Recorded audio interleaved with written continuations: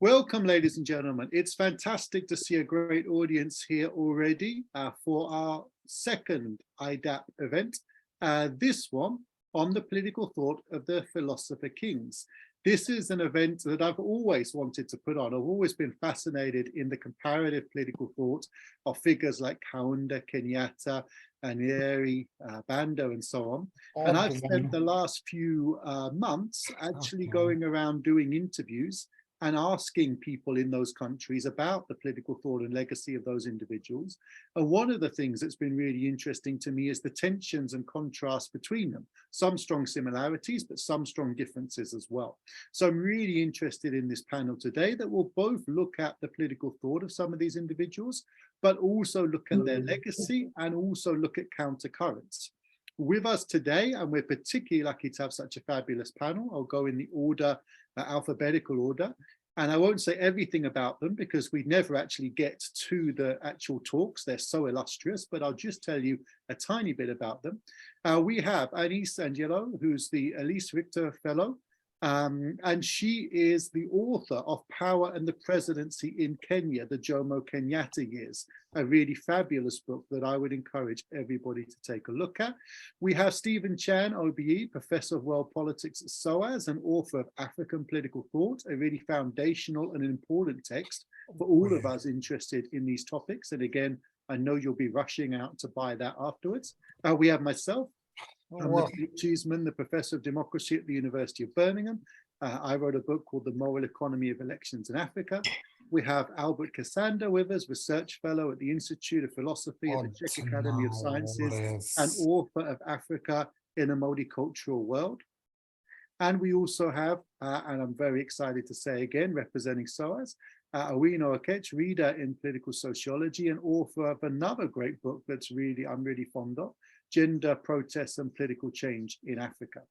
Now, the way we're going to go today is we're going to start with Stephen, who's going to talk a little bit to set the scene for us and to bring out some of the key themes of his important recent book. Following that, we'll go to Anaïs, then Albert, and then Awino at the end. Each presenter will get 10 to 15 minutes to set out their key points they want to make, but I will keep them to that time because I know that one of the things you're all really interested in is the discussion will take place at the end of that. So with that said, and without further ado, Stephen, over to you. Thank you. Ladies and gentlemen, I'm very, very happy to be here. And very, very happy that Nick invited all of us to come for this interesting discussion. Can I begin by paying tribute to one of my fellow panelists, Albert Kasanda? It was on a visit to him in Czechoslovakia, or the Czech Republic, that seeing his book about contemporary African social and political philosophy, I decided I'd better get around to finishing writing my own book, which came out last year as African Political Thought. So this has been a book that I have been writing over a very long gestation. It actually began in of all places when I was a high school student in New Zealand. And my French teacher was making us read the French philosophers of the 1960s in French. And I remember reading Jean-Paul Sartre's preface to Fanon's book, The Wretched of the Earth, Les Damnés de la Terre, and being very struck by one particular phrase in Sartre's preface, in which I think he fundamentally misunderstood Fanon, but I was just a schoolboy and thought I was being very arrogant. But there was one particular phrase in which he described the native, quote unquote, wanting to rebel and with his coiled muscles waiting to take vengeance for the denigration that he had undergone. And it struck me, to the native alone was denied the condition of philosophy. To the native, quote unquote, alone was denied the condition of thought. It was only the condition of violence. And while the condition of violence was understandable, the condition of thought was something that struck me as being conspicuously absent in the way that Sartre rendered his appreciation of Fanon's book. And it struck me in particular as a young Chinese schoolboy in New Zealand, where quite often I was a minority of one in a school attendance register of over 1,000. that there had to be some kind of recognition as to the thought of the emerging world, whether in China, whether in Africa.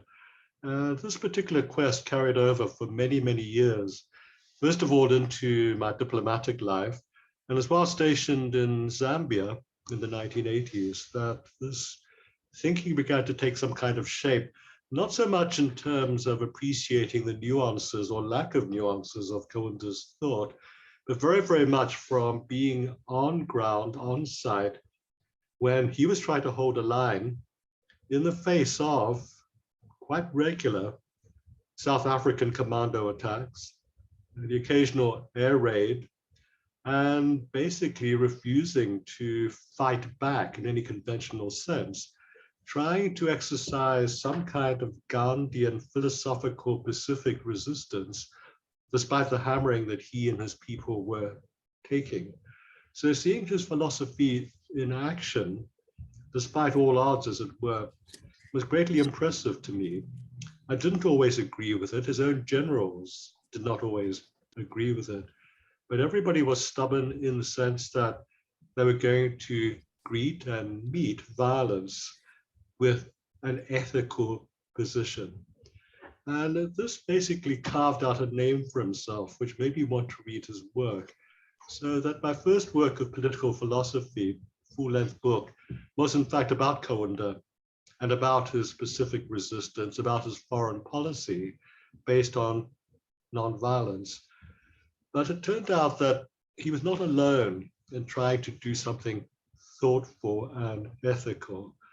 So this gave rise to a number of works over the years, and the book African Political Thought, An Intellectual History of the Quest for Freedom, was written both to express what I was thinking, what I was studying, what I was experiencing, but also because I wanted to write a book of full-length essays about the thinking of African leaders, not just short encyclopedia entries, but something that appreciated them in critical depth, something to give them seriousness, something to give them dimension as intellectual figures, as well as liberation figures.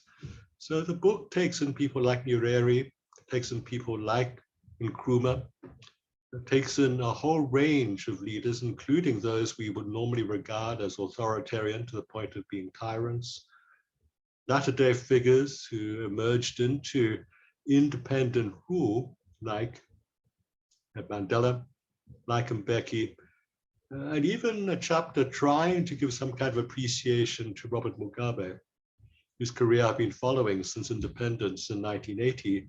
And in that process, that was something in which I took part, of course, trying to appreciate the maelstroms surrounding these figures, but still trying to give them some kind of thoughtfulness, despite the lack of success often of their policies. Now, you can trace a lot of this back in terms of intellectual history to very well-meaning figures here in Great Britain. People like Lord Hatch, formerly of the New Statesman, member of the Fabian branch of the Labour Party. Even before him, in the square just behind SOAS, Gordon Square, where the Bloomsbury set used to gather because they lived there. And basically to people like Leonard Woolf, the husband of Virginia, tried to establish a new Labour Party policy way, way back in the immediate post-war years, and even before then, about a new approach towards Africa, which took seriously the idea that Africa could be a thoughtful place. But none of this was written down in any kind of coherent sense. So that's what I tried to do. At first, the book was going to be concentrating on the political thought of the just rebellion. The idea being that when you fought for independence, you were fighting for a just cause. When you're fighting for self-determination, you were fighting for a just cause. But it soon gave way to a much wider appreciation of African political thought, how to take development forward, for instance, on an equitable basis, how to take into account relationships with the outside world while still maintaining relationships with your own citizens who might not always understand your approach to the outside world, which all the same albeit a contradiction at times, was absolutely necessary. So the idea was to try to give some kind of equal balance to the sheer need for pragmatism, but also the sheer need for understandability in terms of a citizen body not always being able to appreciate the difficulties of development and such fruits of development that eke their way through. So basically the idea of thought as contradiction, but all the same thought as heroic, because it was not a good time to come to independence. In the 1960s, what you had was not only continuing apartheid in South Africa, not only continuing white minority rule in Rhodesia, not only white colonialism still being continued in the Portuguese colonies on either side of Southern Africa, Angola and Mozambique, but also in Cape Verde, Guinea-Bissau. All of these things on top of the Cold War being made hot in Africa. The whole use of Mobutu, of Zaire by the CIA and American interests, and the whole conflagration of world events impacting upon Africa, and still at the same time trying to achieve some kind of independent thoughtfulness. That's why I think it was heroic, even when it was a failure. The heroism of not only trying to be independent, but trying to be thoughtfully independent in a world in conflagration. Don't forget just how the Cold War affected Europe.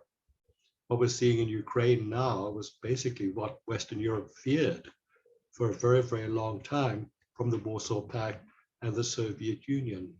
So with all of these tensions and what Fred Halliday, my counterpart at LSE, called the Cold War turning hot in Africa, still to be able to maintain some kind of balance of thoughtfulness, of actual coherent thought.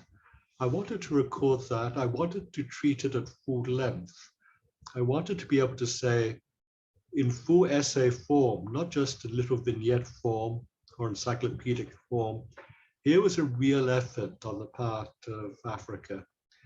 So much so that when Kaunda went to China in 1973, this was the era of rapprochement between the United States and China, the visit of Henry Kissinger, followed by Kissinger and Nixon, the celebration of basically Zhou Enlai by Kissinger as a man of extreme intelligence.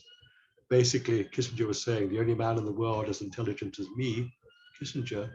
But I was much taken by the fact that Chairman Mao and Zhao waited for the visit of Kaunda so they could receive the stamp of Kaunda on the Chinese three-world policy to the outside world.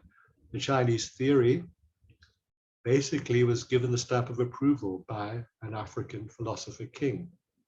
I don't like this term philosopher king. It was basically coined by John Hatch.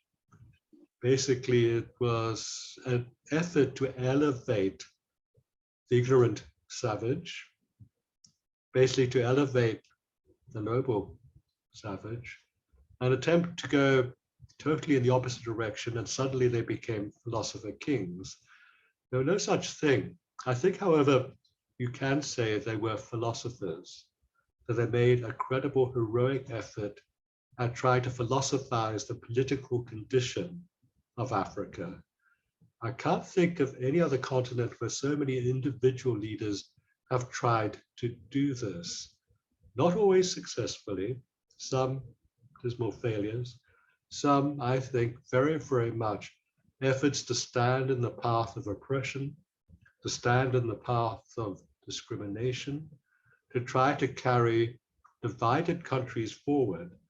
In the case of Kaunda, to try to unite a country of 72 different nationalities, basically, not given very much of a head start by the British, less than 99 university graduates in the independent country. So trying to forge something that was meaningful for the future and to give a foundation for the future, that I think was a real accomplishment. So ladies and gentlemen, that was the animation behind what I was trying to do. And I think that that describes, hopefully, some elements of what I was able to do in my book and in my other work. So let me conclude at that point in time and hand over to Nick to introduce some of our other speakers this afternoon. Brilliant, thanks, Stephen. I'm sure that's whetted everyone's appetite to race out and get the book, or perhaps order it from Amazon so that they don't have to risk the rest of the discussion. One of the things I'm really interested in that you touched on there, maybe we could come back to later, is the fact that a lot of these individuals did have some similar influences, but they played out in different ways. I'm thinking of sort of religious upbringing or training. I'm thinking about Fabian socialism, training abroad, often at a university in the UK, US, etc. And the interesting way that those things come together in very different combinations, leading to very different outcomes. People who are in very similar conversations like Banda and Nkrumah and Kenyatta, actually then coming up with very different ways of squaring the circle that you so eloquently described. With that, Anaïs, over to you. And Anaïs is going to talk to us a bit about, I think, her book and work on Jomo Kenyatta in Kenya. Thank you. Yeah, I'll talk about Jomo Kenyatta's political thought. So in my presentation, I tried I won't really talk about the book itself, but one part of the book in which I try to reconstruct Kenyatta's political ideas. And so tonight, what I plan to do is to give you an overview of the political philosophy Kenyatta developed before independence and to assess how he adapted his ideas to the challenge of state building. Maybe I should say, for just to be sure, but Kenyatta was the first president of independent Kenya, of course. So there are a few texts that inform us about his political philosophy. The articles that Kenyatta wrote as a journalist for Kikuyu newspapers in the 1920s, a newspaper that he called Mwigwithania, which means the reconciler in English, and also his PhD thesis in anthropology. Kenyatta studied at the LSE in the 1930s, and his PhD was published in 1938 and was called Facing Mount Kenya. And it's a book that not only offers history of the Kikuyu, that's the subtitle of the book, but also gives us an idea of how Kenyatta understood leadership. Yet, in contrast to presidents like Leopold Sédar Senghor, Julius Nyerere, Kwame Nkrumah, who conceptualized new forms of African socialism, humanism, or Pan-Africanism, Kenyatta did not theorize a ground ideology of the post-colonial state. I think that's a major difference. His political philosophy was more a pragmatic one, and one that attempted to bridge the two worlds he had lived in, the Kikuyu world he was born in. So Kenyatta was born around 1890. We don't know exactly when he was born, but at least at the beginning of British colonization and the British colonial world that was imposed on him. And his political thought was infused by Kikuyu virtues, but at the same time, Kenyatta was very much aware of the disruptions that colonization had caused in Kenya. So he saw himself as an intermediary between these two worlds. And most importantly for us, he knew that in this changing world, in this disrupted world, he had to imagine a new form of political authority to assert his leadership. And one of the central ideas of Kenyatta's political philosophy is that he did not believe in nation building. So the only unit he believed in was the family. Why? Because Kenyatta knew that to be recognized as a leader, he had to assert his leadership against the traditional authority of Kikuyu elders. So imagine the family, the smallest possible social entity, as the source of authority and trust, and placed it above the ethnic group and the clan. And the family was compatible with an important Kikuyu virtue that was very important to Kenyatta, individual achievement. So this should not be confused with individualism, which Kenyatta thought was a product of colonial decadence. Individual achievement or possessive individualism was mainly defined by family building to be the leader of a family, and land owning, which is something very important in Kenya, but not only. You know, we find this in many other countries. The family and this conception of individual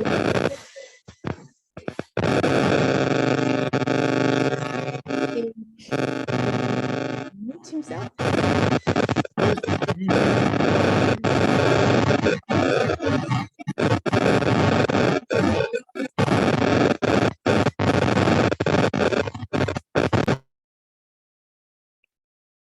Okay, can I continue? Was it me? I'm not so sure. No, it was Joseph. Go for it. Okay. So I continue. So the family and individual achievement served an important political purpose for Kenyatta at the beginning of his political career. So in the 1920s, the 1930s, it enabled him to claim a new social and economic status that would come with new that would grant him political authority. So this is a very brief overview of the ideas he developed before independence. What happens after independence? In the early 1960s. So what is important to have in mind, I think, is that Kenyatta achieved power with this minimalist idea of state building. So against the idea of nation building, he preferred local development projects, also called Harambee, which means in English, pulling together. And the politics of Harambee, the politics that focus on local projects carried by MPs, for example, or local leaders, to which Kenyatta would give his support here and there. This politics of local development, local politics fitted his idea that one has to rely on oneself and not expect too much from the state. Now, I can't talk about Kenyatta and Kenyan history without talking about a very important event that is the Mau Mau War. And this is an important moment to better understand Kenyatta's political philosophy, but also his post-colonial politics. So very briefly, for those who might not be familiar with the context, the Mau Mau movement started in the early 1950s with Mau Mau freedom fighters demanding the immediate redistribution of colonized lands. And to do so, they advocated the use of force. British colonizers repressed the movement with extreme brutality in what became one of the most violent wars for decolonization on the African continent. The British administration believed that Kenyatta was a Mau Mau leader and eventually arrested him and condemned him after a fake trial to hard labor and indefinite restriction. Yet Kenyatta had always disassociated himself from the Mau Mau movement and even condemned it. He did not believe in decolonization by the use of force. He was convinced of the importance of constitutional negotiations, another aspect of his political thought. And nevertheless, the British were convinced of his guilt, but in the 1960s, so I'm going very, very quickly here, they understand that Kenyatta is perhaps more moderate than they thought. And with this change, Kenyatta would eventually return to politics and rise as one of the most important leader in the 1960s. Why is this an important moment for Kenyatta? Because, so as I said, he does not believe in a redistributive social state. He does not believe in, he believes in moderate politics.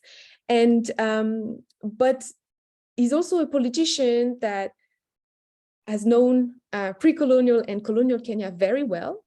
And upon independence, he understands that Kenya is an extremely divided land because of the Mau Mau War. But also because colonization has made political tribalism a norm in a multi-ethnic state. And besides these divisions, he knows that he's an isolated leader, because many politicians did not expect him to return to politics and to become an unescapable leader, so to speak. And so he will rule as a minimalist president. So there is a parallel between this minimalist idea of state building and this minimalist presidential rule. So he was known to dislike the nitty-gritty of daily state affairs. He remained often silent during complex constitutional discussions. He always preferred behind-the-door politics.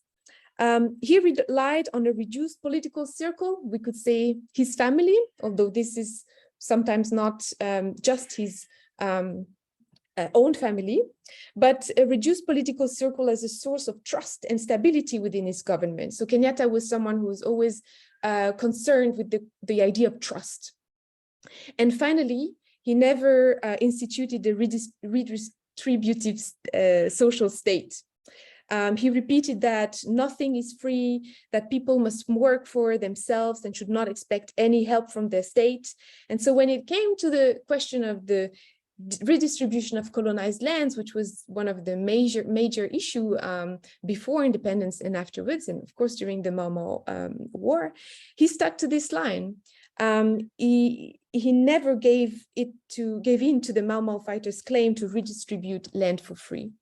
So I've tried to give you a parallel between Kenyatta's minimalist ideas and how they impacted his rule after independence, to show the continuity with this minimalist political thinking, and at the same time emphasize that Kenyatta was very much aware that he had to adapt his ideas constantly. And this is something very important, of course, upon independence, creating a new state or having to rule as a new president, having to take over a new institution and having to adapt his ideas.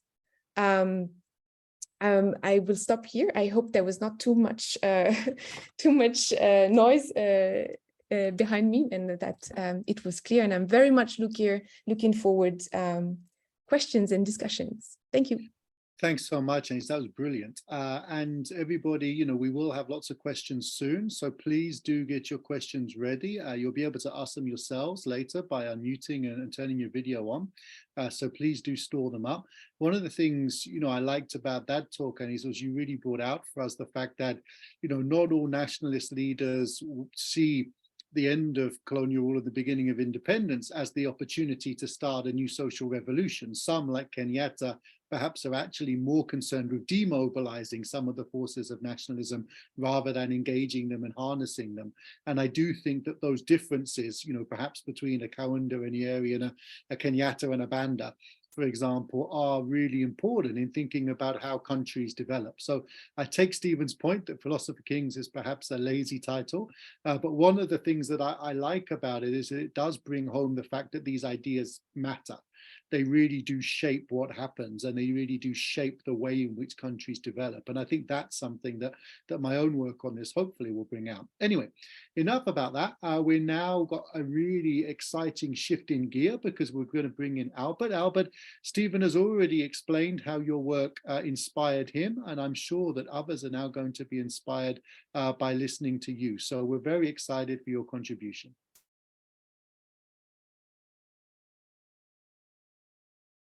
Albert, can you hear me?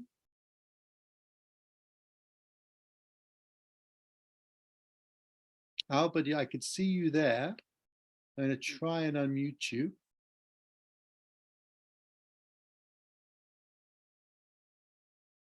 Okay, Albert may be having some connection difficulties. Owino, would it be possible to come to you if Albert can't join us this second?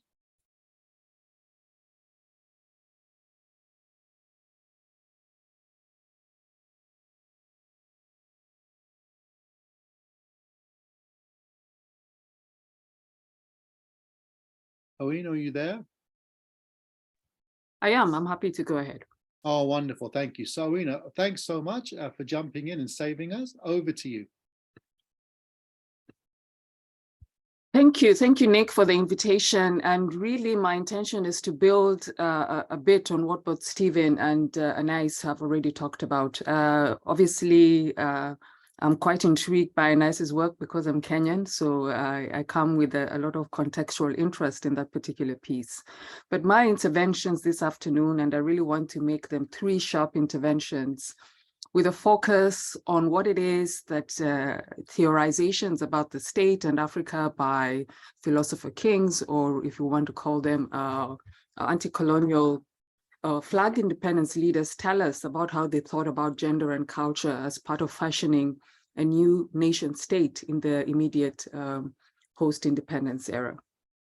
I think, to state the obvious, one of the things that we all know is that when we speak about African post-independence leaders, that is a distinctly male-dominated arena in which we focus quite a bit on those who sort of came into power officially as presidents, or those who led pre-independence movement. And the domination by men there is something that a lot of feminist scholars and thinkers have sought to excavate by sort of looking back into the archives, beginning to illustrate the role that women also played quite significantly in terms of the thinking around pre- and post-independence struggles.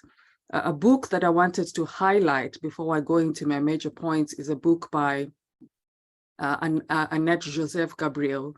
And this is a book in which she looks at the work of anti-colonialist endeavors by 7 women. And so she looks at the work of Suzanne Césaire, the work of our Keïta, amongst others. And really the intention here is to speak to the women who are perhaps seen to be in the background of some of well-known Black diasporic as well as African independence leaders, such as the person, for instance, who wrote Lumumba's famous speech that often people do not reference when you think about Lumumba's own legacy in DR Congo. So I would really, really urge you to look for that book. For those who are interested in it, it's called Reimagining Liberation, How Black Women Transformed Citizenship in the French Empire by Annette Joseph Gabriel. But let me move to my 3 central points. I think one of the things that we notice across, whether you're looking at Nkrumah, Nyerere, SEDAR Senghor, amongst many others, is the sort of centrality of the question of culture as a mobilizing force. So African culture then becomes the thing that is used as the core to our anti-colonial struggles on the African continent, with a lot of debate centering around African cultural theory as a basis to challenge imperialist cultural domination. The nature of culture, therefore, as an element of resistance to colonial domination, becomes about African culture being ideologically centered as a way to see the manifestation of the material and historical reality of colonized African peoples. So you will notice, therefore, that for a lot of African liberation movements, the notion of culture became part of a political process of constructing a distinctive identity to the creation of new knowledge about Africa's place in world history. The argument that feminist scholars have often made that when culture is determined by the exigencies of anti-colonial discourses, the tendency to therefore strengthen the link between nation and culture becomes one in which the presentation of culture as coherent, homogeneous, rather than something that is continuously tested, contested and renewed, is one that becomes evident when we look at a lot of anti-colonial and post-independence leaders' work. For instance, if you look at somebody like Amilcar Cabral writing out of Guinea-Bissau, one of his core arguments was that it is within the realities of culture, or the cultural, that people will find the seeds of challenge, that people will find the ways to which to structure their development and national liberation movements. Kwame Nkrumah, for instance, saw culture at the core of political revolution, noting that in socialism lay the high point of African cultures. This same tone is captured in Julius Nyerere's Ujamaa policy, in which he argued that there were no sectional interests in pre-colonial African contexts, and that these were therefore creations or things that emerged out of the colonial condition. Put together, therefore, what we see is a collective argument that the production of African culture, and therefore based on the notion of tribe, was therefore part of an imperial project, and consequently African national liberation movement's job and task was to re-articulate the notion of culture through the construction of national ideologies. What feminist scholars have argued that it is through this process that then the notions of gender in particular and sexuality become subsumed to the project of African national ideologies.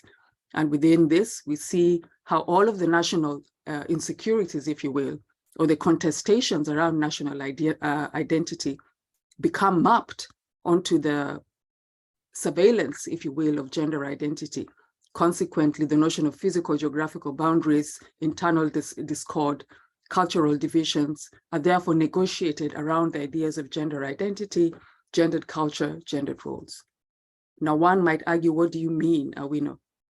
How is it that you can argue that national anxieties get mapped onto gendered bodies and therefore becomes a narrative around which nationalist ideologies then get negotiated and renegotiated?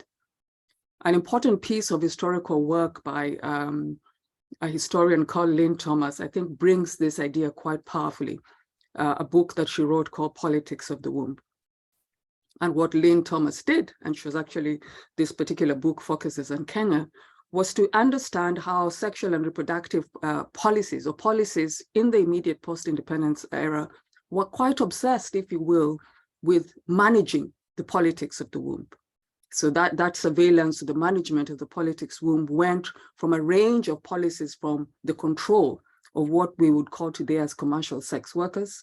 So women who are not married, who are applying various trades, including sexual trade, on the margins of our cities, in Nairobi in particular. That's the base of her historical analysis. To the question of policies around the legislation of managing or dealing with people who had had children, with men who ceded responsibility for those children, and large debates in the Kenyan parliament about whether women could be trusted to take care of these children, and whether the women who are making claims about single parenthood or children who are neglected by their fathers were actually making real claims. This is also linked to historical work that Lynn Thomas continues to do or did in Kenya around legislation, around what we call today female genital mutilation, again, as a site of reproductive control. And if we look back to Facing Mount Kenya, that Anaïs referred to, which is Kenyatta's big book, you know, the question about cultural and reproductive surveillance of women as the thing that represented true Kikuyu culture is something that features quite significantly in Kenyatta's book. So consequently, I think the central argument that feminist scholars, historians, and gender, in the way in which gender is negotiated or mobilized in nation and state making